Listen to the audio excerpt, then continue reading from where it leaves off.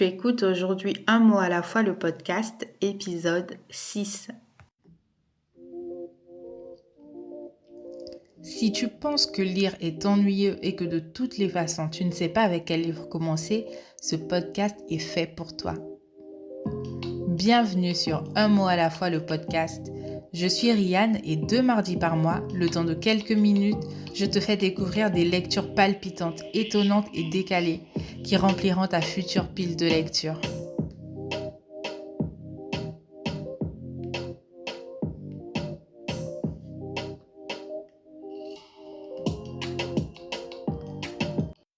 Bon retour sur le podcast si tu m'écoutes depuis le début, ou bienvenue à toi si tu viens de découvrir le podcast. Aujourd'hui, je suis contente de revenir avec mon genre de prédilection, le roman policier. Et j'aimerais notamment te présenter un de mes auteurs scandinaves préférés, Jussi Adler Olsen. J'espère bien prononcer son nom. Il est notamment connu pour avoir écrit la série Les Enquêtes du département 5, qui, à l'heure actuelle, compte 8 tomes en français et 9 en danois. Le premier d'entre eux étant Miséricorde en français. Et cette série de romans a été plusieurs fois adaptée au cinéma en Danemark. Donc aujourd'hui, je prends le parti de parler de la série de romans dans sa globalité et non d'un seul tome, parce que chaque livre en fait est centré sur une enquête. Donc tu peux lire chaque livre indépendamment des autres. Même si, bien sûr, je te recommande de commencer par le début. Donc si tu es prêt, nous voilà partis pour la suite. Donc, si nous parlions des romans. Donc la série Les Enquêtes du département 5 suit principalement 3 personnages. Il y a la figure enquêtrice Karl Mork.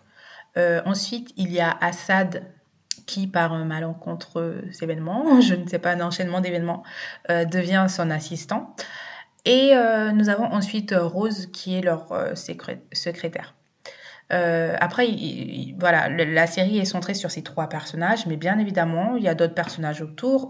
Comme on est sur une enquête, donc il y a les autres policiers, il y a les victimes, les différents, comment dire, les différents partis pris, les différents personnages qui doivent entrer en jeu. Voilà. Mais là, tout de suite, j'aimerais te présenter ces 3 personnages centraux.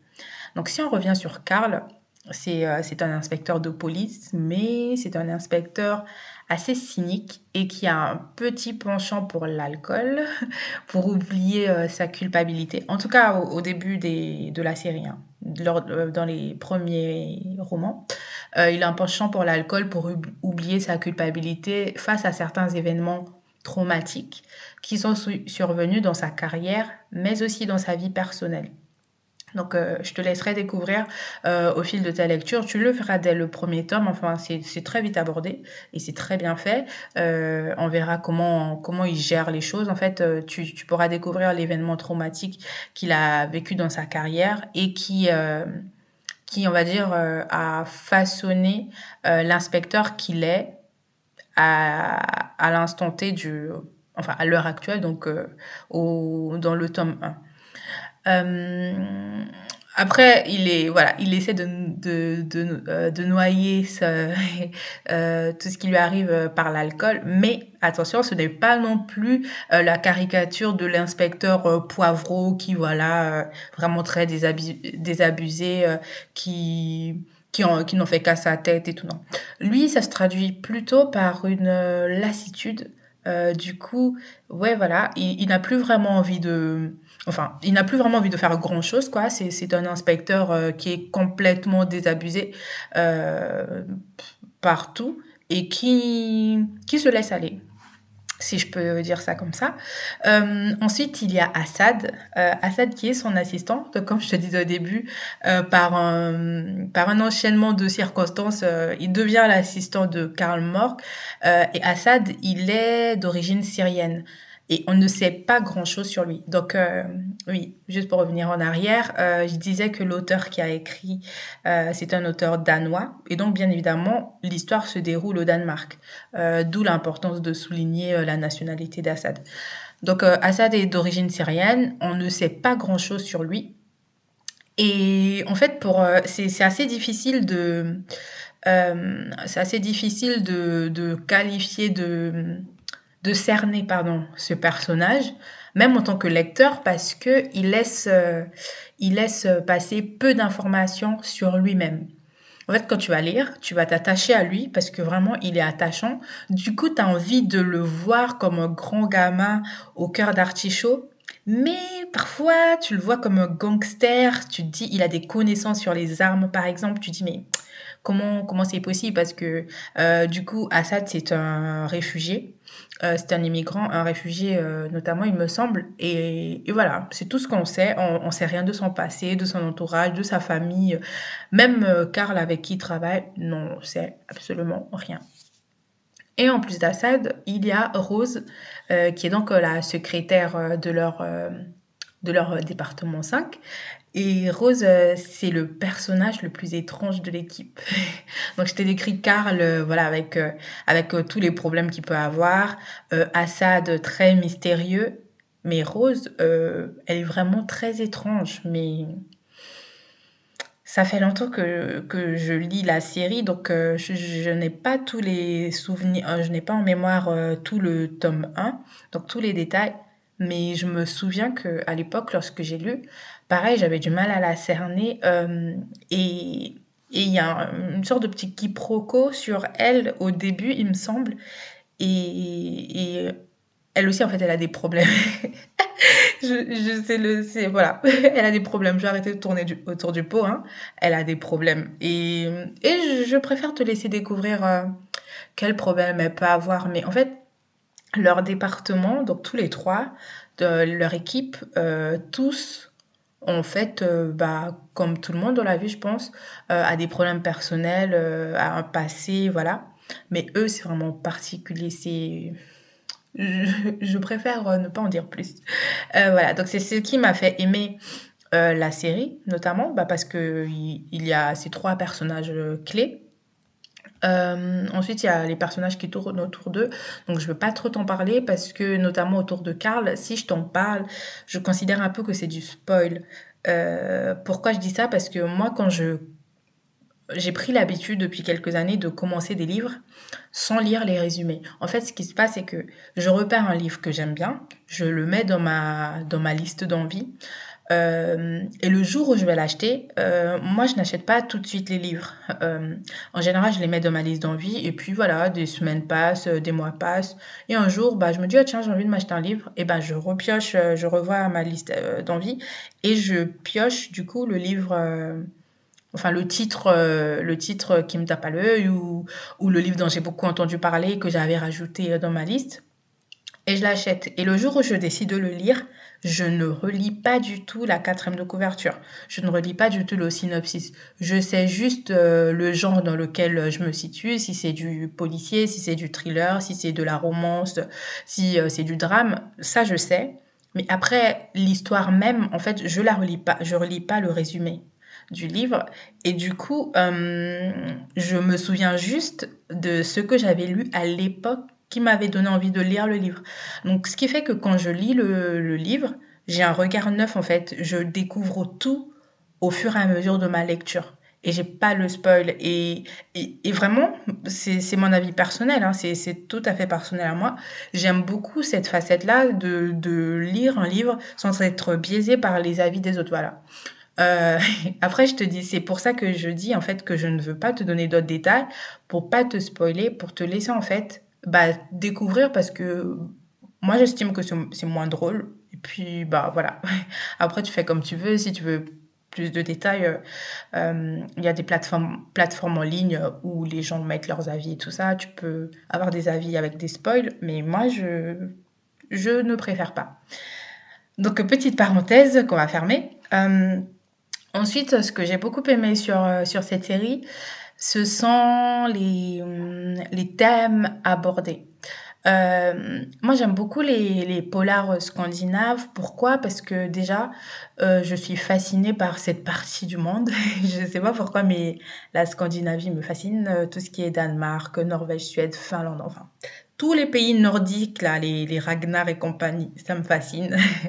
Du coup, ce que j'aime beaucoup la plume des auteurs scandinaves parce que je pourrais pas te décrire en fait le sentiment que ça provoque en moi, mais voilà. Et après en général, souvent bah donc ce sont des polars et on retrouve les mêmes thèmes et j'aime bien ça parce que ça me permet d'avoir un autre regard sur leur société. Parce qu'en général, quand on parle de pays scandinaves, on pense à des pays bah, où les gens sont heureux. Bah, le Danemark avait été nommé pays le plus heureux au monde il y a 3 ans, il me semble, où voilà, il y a pas beaucoup de criminalité, ils vivent en paix, ils vivent en harmonie avec leurs voisins, avec la nature, voilà, avec tout ce que tu veux.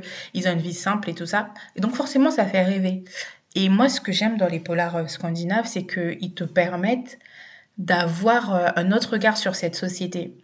Et justement, dans la série des enquêtes du département 5, les thèmes abordés bah, sont contraires à l'idéal qu'on peut se faire sur cette région du monde.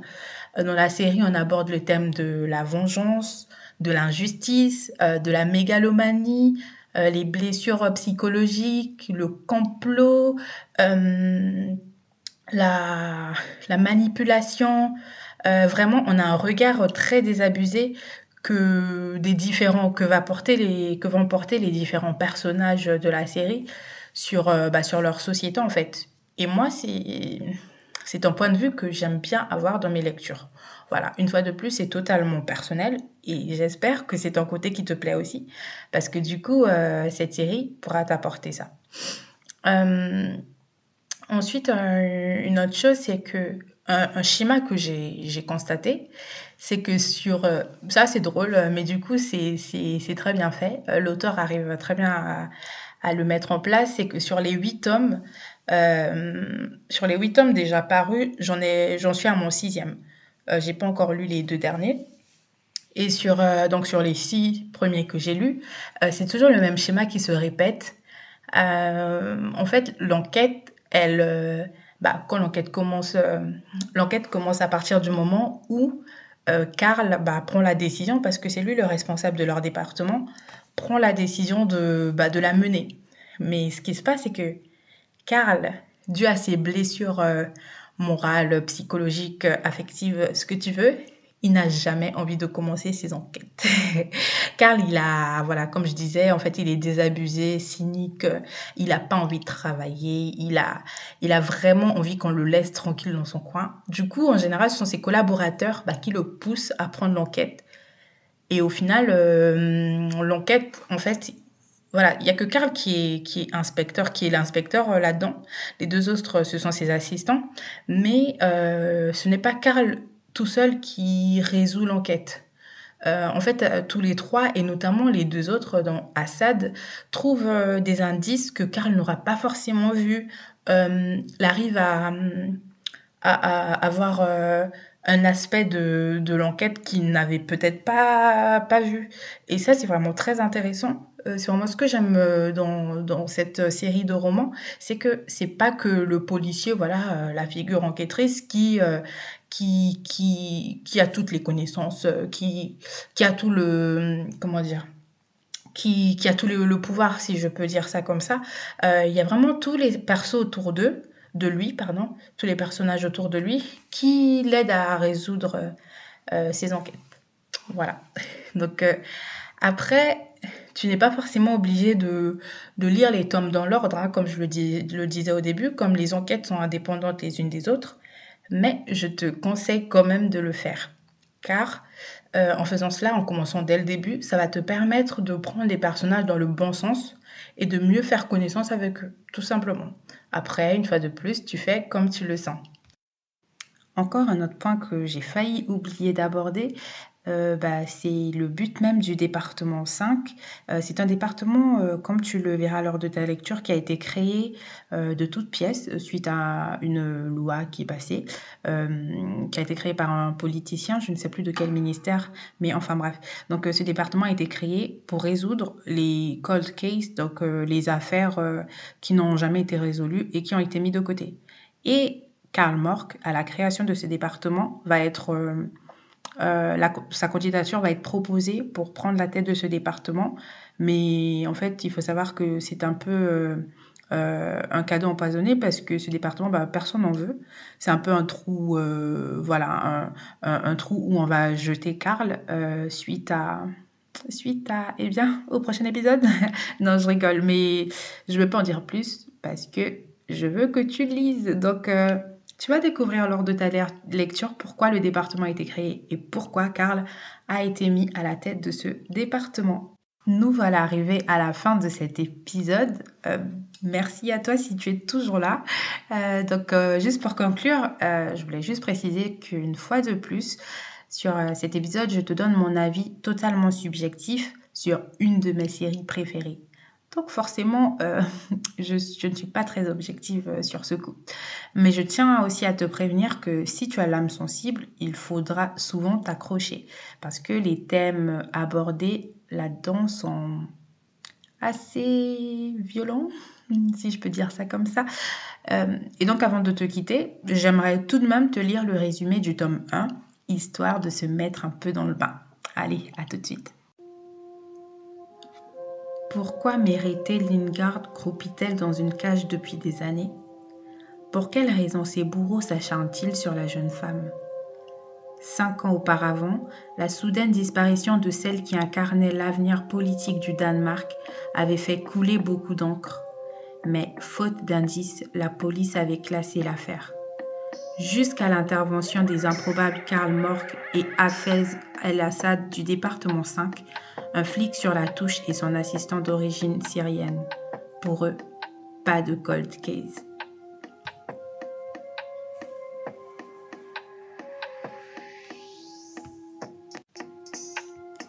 Je le redis encore une fois, les polars scandinaves sont vraiment mes séries préférées. Parce que notamment, ils excellent tout simplement dans ce genre. Bon, une fois de plus, n'oublie pas, je suis disponible sur mon compte Instagram un mot à la fois, tout attaché. Je te remercie de ton écoute, prends un peu de temps pour lire et je te dis à la prochaine.